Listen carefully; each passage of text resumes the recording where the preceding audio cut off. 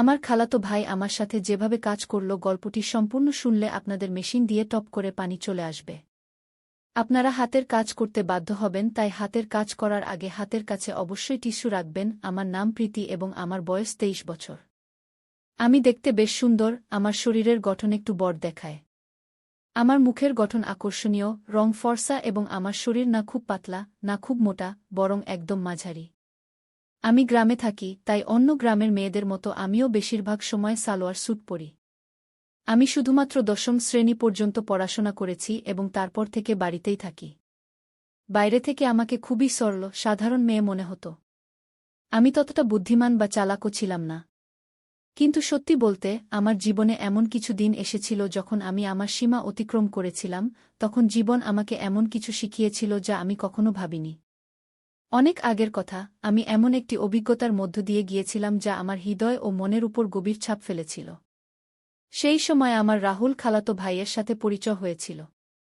আমার জীবনে তখন অনেক একাকিত্ব ছিল, কিন্তু রাহুল ভাইয়ের সাথে সময় কাটানো আমার ভালো লাগতে শুরু করেছিল। তিনি সবসময় আমার প্রতি যত্নশীল ছিলেন এবং তার উপস্থিতিতে আমার মন হালকা হয়ে যেত। শুরুতে যখন আমি তার সাথে সময় কাটাতাম, তখন শরীরে এক অদ্ভুত চাপ অনুভব করতাম, যেন আমার বিশ্রামের প্রয়োজন। কিন্তু ধীরে ধীরে সবকিছু স্বাভাবিক হতে শুরু করেছিল। আমাদের মধ্যে এমন একটি রুটিন তৈরি হয়ে গিয়েছিল যে, যখনই সুযোগ পেতাম, আমরা দুজন একে অপরের সাথে সময় কাটানোর জন্য ব্যাকুল হয়ে যেতাম। যদিও যখন বাড়িতে অন্য লোকজন থাকত, তখন আমরা একটু ভয় পেতাম যে কেউ যেন আমাদের দেখে না ফেলে। কিন্তু কেউই আমাদের উপর সন্দেহ করত না, কারণ রাহুল ভাইজা আমাকে সবসময় দিদি বলে ডাকতেন। যাই হোক, আমি বয়সে তার থেকে 1 বছরের বড় ছিলাম। সেই সময় শীতকাল ছিল এবং সবাই নিজ নিজ ঘরে থাকত। রাতে সবাই তাড়াতাড়ি নিজ নিজ ঘরে ঘুমাতে চলে যেত। তখন আমি এবং রাহুল ভাইজা আলাদা ঘরে ঘুমাতাম। একদিন রাতে যখন আমি দরজা বন্ধ করে ঘুমাচ্ছিলাম, তখন এমন একটি ঘটনা ঘটেছিল যা আমার জীবনে একটি নতুন অভিজ্ঞতা যোগ করেছিল। ঘটনাটি ছিল এই যে, আমাদের বাড়ির একজন সদস্য, আমার খালা, খুব অসুস্থ হয়ে পড়েছিলেন। এই কারণে আমার মা এবং আমি খালাকে দেখতে তাদের বাড়িতে গিয়েছিলাম। তখন আমাদের পৌঁছে দিতে রাহুল ভাইজা গাড়ি নিয়ে এসেছিলেন। তিনি যখন প্রথমবার আমাকে দেখলেন, তখন বললেন, আপনি তো অনেক বড় হয়ে গেছেন দিদি। তখন আমি একটু হাসলাম। তারপর যখন আমরা গাড়িতে করে খালার বাড়ি যাচ্ছিলাম, তখন সন্ধ্যা 6টা বাজে গিয়েছিল। তখন আমাদের বাড়ি পৌঁছাতে দেরি হয়ে গিয়েছিল, তাই রাস্তায় কিছুটা অন্ধকার হয়ে গিয়েছিল। শীতের দিন ছিল, তাই 6টার মধ্যেই অন্ধকার হয়ে যেত। যখন আমরা বাড়ি পৌঁছালাম, তখন দেখলাম খালু রান্নাঘরে খাবার বানাচ্ছেন আর খালা বিছানায় শুয়ে আছেন। তখন আমার মা রান্নাঘরে গেলেন এবং খালুকে বললেন, যখন এত সমস্যা হচ্ছিল তখন আমাকে আগেই বলে দিলে না, এত কষ্ট নেওয়ার কি দরকার ছিল। পরে মা খাবার বানাতে লাগলেন আর আমি খালার কাছে বসে গেলাম। খালা আমাকে দেখে খুশি হলেন, কিন্তু তার অবস্থা বেশ খারাপ লাগছিল। কিছুক্ষণ পরে আমার মা খালাকে খাবার দিলেন এবং নিজের হাতে খাওয়ালেন। ঠিক সেই সময় রাহুল ভাইজা আমাকে ডাকলেন। তখন আমি তার দিকে তাকালাম এবং জিজ্ঞেস করলাম, কি হয়েছে ভাইজা? তিনি আমার দিকেই তাকিয়েছিলেন, যেন কিছু বলতে চাইছেন। তার কথাগুলো পরে আমাকে একটি নতুন অভিজ্ঞতা দিয়েছিল। রাতের খাবারের সময় যখন হল, আমি ঘরে গেলাম যেখানে রাহুল ভাইয়া খাবার খাচ্ছিলেন। তিনি আমাকে দেখেই বললেন, দিদি আসুন, একসাথে খাবার খাই। আমি না করে বললাম, না ভাইজা, আপনি আগে খান, আমি পরে খাব। কিন্তু তিনি জোর করে আমাকে বসালেন। আমিও ক্ষুধার্ত ছিলাম, তাই বেশি আপত্তি করিনি এবং আমরা দুজন একসাথে বসে খাবার খেতে লাগলাম। তখন আমরা দুজন খুব মজা করে খাবার খেলাম, কারণ খাবার আমরা একসাথে এনেছিলাম। খাবার শেষ হওয়ার পর আমি আমার মায়ের ঘরে ঘুমাতে যাচ্ছিলাম। ঠিক তখন রাহুল ভাইজা বললেন, দিদি যদি আপনার খারাপ না লাগে তাহলে আপনি এখানে আমার ঘরেই ঘুমিয়ে যান। তার এই কথা শুনে আমি হতবাক হয়ে গেলাম এবং বললাম, না ভাইজা, আমি মায়ের সাথে ঘুমাব। কিন্তু তখন বারবার তিনি আমাকে অনুরোধ করতে লাগলেন। শেষ পর্যন্ত আমি রাজি হয়ে গেলাম, ঠিক আছে, আমি এখানে ঘুমাব, কিন্তু আগে মাকে বলে দিতে চাই যে আমি আপনার ঘরে ঘুমাচ্ছি। এতে রাহুল ভাইজা নিজেই গিয়ে মাকে বললেন যে আমি তার ঘরে ঘুমাচ্ছি। এদিকে আমি আমার সালোয়ার কুর্তা বদলে ফেললাম, কারণ আমার কাপড় কিছুটা টাইট ছিল। যখন রাহুল ভাইজা আমাকে নতুন কাপড়ে দেখলেন, তখন হেসে বললেন, দিদি আপনি এই ড্রেসে অসাধারণ দেখাচ্ছেন, আপনি এত সুন্দর কেন? তখন আমি কিছু বললাম না, শুধু হেসে কথা বদলে দিলাম। পরে আমি চাদর গায়ে দিলাম এবং বিছানায় বসে গেলাম। রাহুল ভাইজাও তার ঘুমের ব্যবস্থা নিচে মেঝেতে করতে লাগলেন। তখন আমি বললাম, ভাইজা বিছানায় ঘুমিয়ে যান, এখানে যথেষ্ট জায়গা আছে। আমার কথা শুনে রাহুল ভাইজাও চাদর গায়ে দিয়ে আমার পাশে বসে গেলেন। রাহুল ভাইজা খুব হাসি খুশি এবং মজার মানুষ ছিলেন। তিনি মজার মজার কথা বলে আমাকে অনেকক্ষণ হাসালেন। কথা বলতে বলতে কখন রাত 12টা বেজে গেছে টেরও পাইনি আর কখন ঘুমিয়ে পড়লাম। সকালে যখন ঘুম ভাঙল দেখলাম রাহুল ভাইজা আমার চুল নিয়ে খেলছেন। আমাকে জেগে থাকতে দেখে তিনি হেসে বললেন, গুড মর্নিং দিদি, কেমন আছো? আমিও হেসে বললাম, খুব ভালো ভাইয়া কি। তারপর আমরা দুজনেই চাদরের নিচে বসে গল্প করতে লাগলাম। ঠিক তখনই মা আমাদের জন্য গরম গরম চা নিয়ে এলেন। সকালটা ছিল খুব ঠান্ডা, তাই চাদরে মুড়িয়ে চা খাওয়া ভালো লাগছিল। রাহুল ভাইজা বারবার আমার দিকে তাকাচ্ছিলেন। আমি হেসে জিজ্ঞেস করলাম, কি ভাইজা, এভাবে কেন তাকিয়ে আছো? তিনি মজা করে বললেন, তোমার চোখগুলো খুব বড় আর সুন্দর। সত্যি বলছি দিদি, তোমার চোখে তাকালে মন খুশি হয়ে যায়। তখন আমি মজা করে বললাম, সকালে যখন আমি ঘুমাচ্ছিলাম তখন তুমি কি করছিলে? তিনি একটু হেসে বললেন, কিছু না দিদি, তোমার চুল ঠিক করছিলাম গু। রাহুল ভাইয়া দেখতে বেশ সুন্দর ছিলেন। তার মুখে তখনও দাড়িগোঁফ ওঠেনি, মুখটা ছিল খুব পরিষ্কার। আমার তুলনায় তার উচ্চতা একটু কম ছিল, কিন্তু তার কিছু আচরণ আমাকে মাঝে মাঝে অবাক করে দিত। সকালের সময়টা একটু ব্যস্ত ছিল। মা ঘরের কাজে ব্যস্ত ছিলেন আর খালু কাজে যাওয়ার জন্য প্রস্তুত হচ্ছিলেন। তখন আমিও মায়ের সাহায্য করতে লাগলাম। এর মধ্যে খালু খাবার প্যাক করে কাজে চলে গেলেন। আমার প্রতিদিন সকালে গোসল করার অভ্যাস ছিল, তাই আজও গোসল করতে বাথরুমের দিকে গেলাম। আমি জানতাম না যে রাহুল ভাইজাও তখন গোসল করছেন। বাথরুমের দরজা খুলতেই আমি লজ্জায় লাল হয়ে গেলাম আর দ্রুত আমার ঘরে ছুটে এলাম। রাহুল ভাইজা তখন গোসল করছিলেন, তার মুখে সাবুন লাগানো ছিল, তাই তিনি আমাকে দেখতেই পাননি। কিন্তু আমি এত বেশি লজ্জা পেয়ে গেলাম যে সেই দৃশ্য বারবার আমার মাথায় ঘুরতে লাগল। ঘরে বসে আমি নিজের চিন্তায় ডুবে গেলাম আর আস্তে আস্তে হাসতে লাগলাম গু। এর মধ্যে রাহুল ভাইজা গোসল করে ঘরে এলেন। আমাকে একা হাসতে দেখে মজা করে বললেন, কি ব্যাপার দিদি, আজ তো খুব খুশি লাগছে। তার কথা শুনে আমি একটু চুপ করে গেলাম আর বললাম, না ভাইজা, এমন কিছু না, এমনিই হাসছিলাম। রাহুল ভাইজা মোবাইল নিয়ে পাশে এসে বসে বললেন, সত্যি সত্যি বলো দিদি, কি ভাবছিলে যে এত হাসি পাচ্ছিল? তখন আমি হেসে বললাম, না ভাইজা, কিছুই না। কিন্তু রাহুল ভাইজা জিদ ধরলেন, না দিদি, বলো না। না বললে আমি ভুল বুঝব। তখন আমি বললাম, প্লিজ ভাইজা, এই কথাটা এখানেই শেষ করো। এতে ভাবার কিছু নেই কি। তারপর আমি দ্রুত উঠে গোসল করতে চলে গেলাম।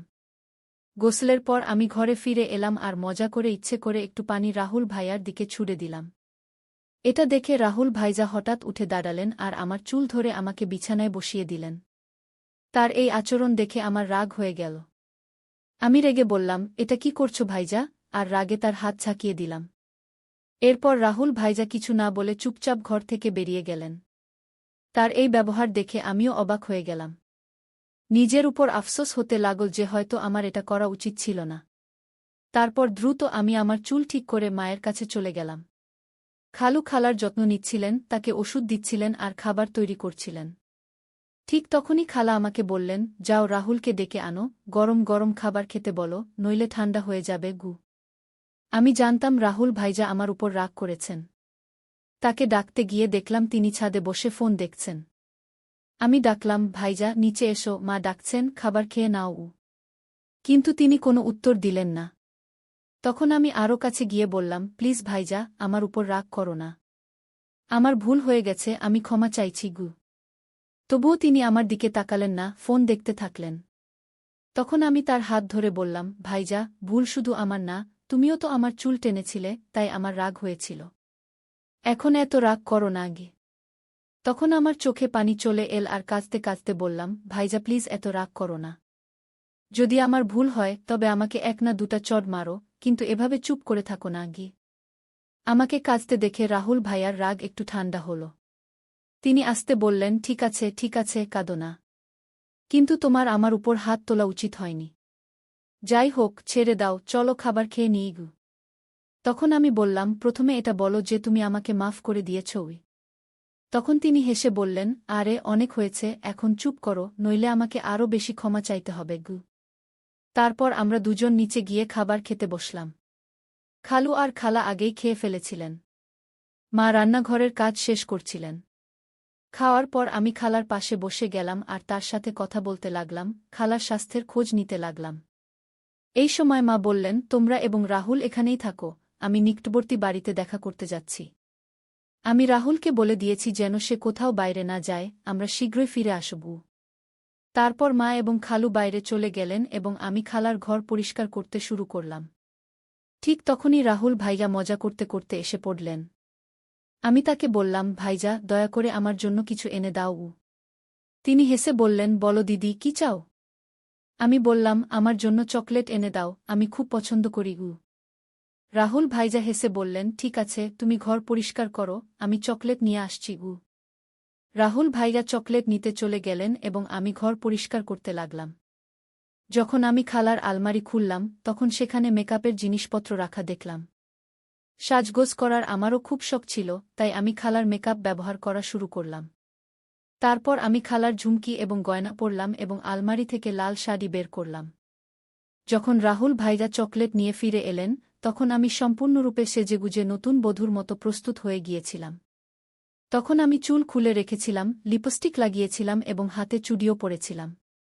তিনি ঘরে ঢুকেই আমাকে এই রূপে দেখে হতবাক হয়ে গেলেন। তার মুখ দিয়ে শুধু এটাই বেরিয়ে এল, দিদি, তুমি তো অসাধারণ দেখাচ্ছ। তারপর আমি তার কাছ থেকে চকলেট নিলাম এবং বিছানায় বসে খেতে লাগলাম। রাহুল ভাইজাও পাশে বসে গেলেন এবং তখন তার চোখ আমার দিক থেকে সরছিল না। তখন আমি বললাম, ভাইজা, এত করে দেখো না, আমার অস্বস্তি লাগছে। রাহুল ভাইজা হেসে বললেন, কি করি দিদি, তোমার দিক থেকে চোখ সরতেই চায় না। তুমি শাড়িতে এত সুন্দর দেখাচ্ছ যে মনে হচ্ছে কোনো পরী। তারপর মজা করে বললেন, ইচ্ছে করছে তোমাকে আমার বউ বানিয়ে ফেলি। আমি বুঝতে পারছিলাম যে সেই মুহূর্তে তার মনের মধ্যে কি চলছিল, কিন্তু আমি হালকা হাসির সাথে কথা অন্য দিকে ঘুরিয়ে দিলাম। মজা করে বললাম, তাহলে দাঁড়িয়ে রইলে কেন? বলো, আমাকে বউ বানিয়ে কি করবে? তখন রাহুল ভাইজা একটু হেসে বললেন, রেখে দাও দিদি, আমি জানি তুমি ইচ্ছে করেই এটা জিজ্ঞাসা করছো। তখন আমি বললাম, তাহলে কি তুমি তোমার দিদির সুযোগ নিতে চাও? যদি মা জানতে পারেন তাহলে কি হবে? তখন রাহুল ভাইজা বললেন, দিদি, এত চিন্তা করো না, আমরা তো বাড়িতেই আছি এবং কেউ জানতেও পারবে না। তুমি শুধু একবার হ্যাঁ বলে দাও, আমি সব সামলিয়ে নেব। তখন আমি হেসে বললাম, তাহলে আগে বলো, তুমি এসব শাড়ি দেখে বলছো নাকি আগে থেকেই এমন ভাবছিলে? রাহুল ভাইজা হেসে বললেন, সত্যি বলতে, তুমি যেদিন থেকে এসেছ সেদিন থেকেই এমন লাগছে। যদি তুমি একবার রাজি হয়ে যাও তাহলে সব সহজ হয়ে যাবে। তখন আমি মজা করে বললাম, ঠিক আছে, যখন তুমি চাইবে আমি তোমার কথা মানব। কিন্তু তোমাকে তোমার দায়িত্ব ঠিকভাবে পালন করতে হবে। এতে ভাইয়া খুব খুশি হয়ে বললেন, থ্যাঙ্কস দিদি।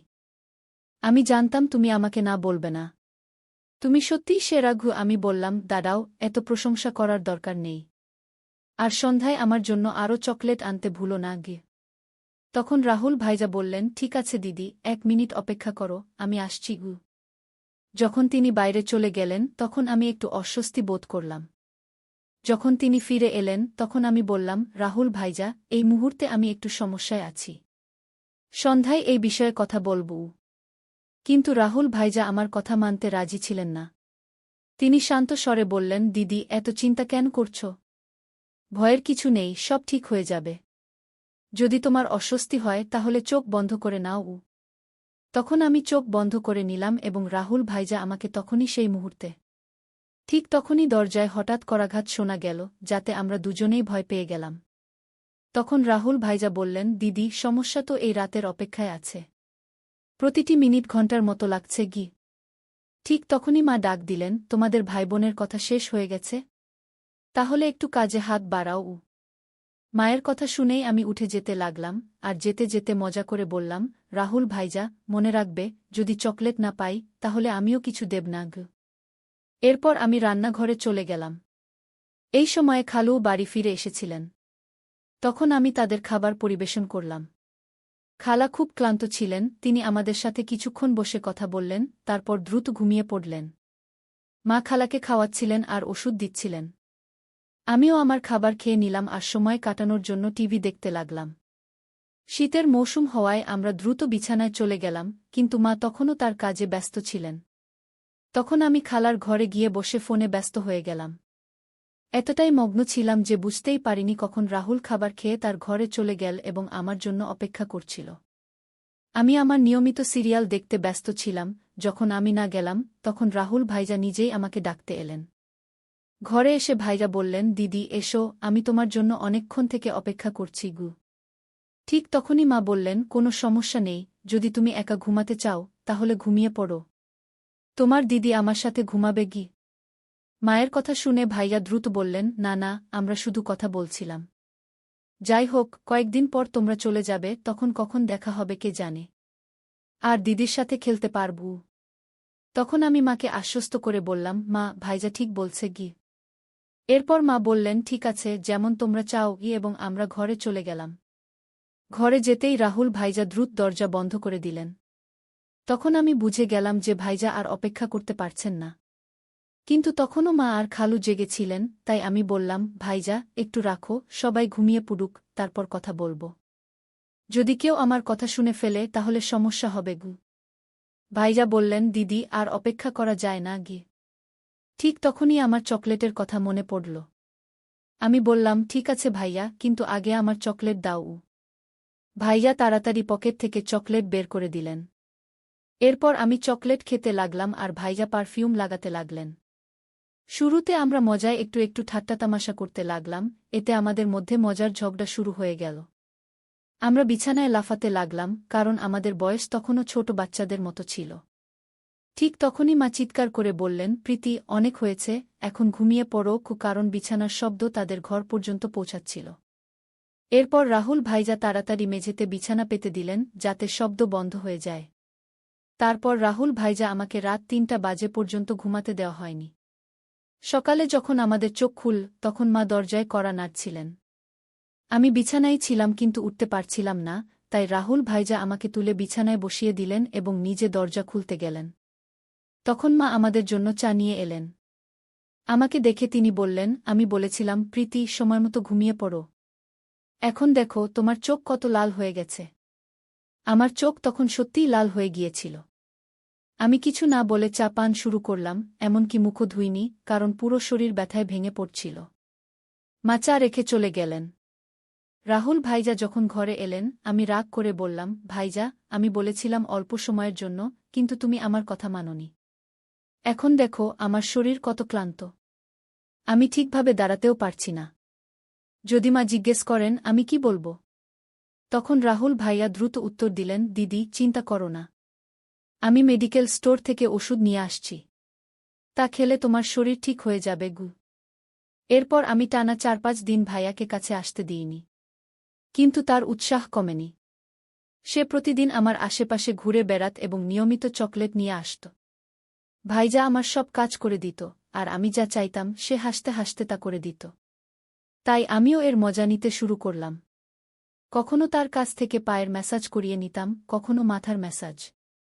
মজায় কখনো হালকা করে মারতাম আর সারাদিন তার ফোনে সিরিয়াল দেখতাম। ৪-৫ দিন পর ভাইয়ার আচরণ বদলে গেল, তাই আমি তাকে বেশি কিছু বলিনি। একদিন আমরা দুপুরে বাড়িতে একা ছিলাম এবং অনেক মজা করলাম। সে দিন বাড়িতে কেউ ছিল না। ভাইজা আমাকে সারাদিন কোথাও বসতে দেয়নি, সবসময় নিজের কাছেই রাখত। এই ঘটনার পর আমি আর ভাইজা খুব সাধারণ হয়ে গেলাম।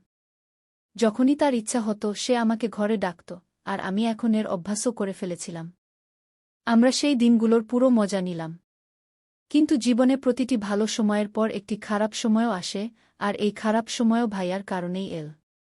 আসলে ২-০ দিন পর আমাদের গ্রামে ফিরতে হতো, কারণ এখন খালা বেশ সুস্থ হয়ে গিয়েছিলেন এবং আমরা সেখানে অনেক দিন হয়ে গিয়েছিলাম। তখন মা হঠাৎ ফেরার সিদ্ধান্ত নিলেন এবং বাবাকে কিছুই বলেননি।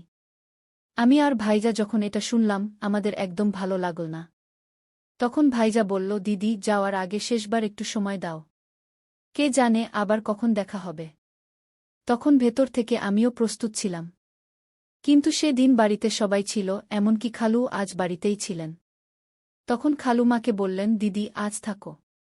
আমি কাল তোমাকে বাস স্ট্যান্ড পর্যন্ত ছেড়ে দেব। এটা শুনে আমি একটু খুশি হলাম, কারণ আমাদের কাছে এক রাত ছিল।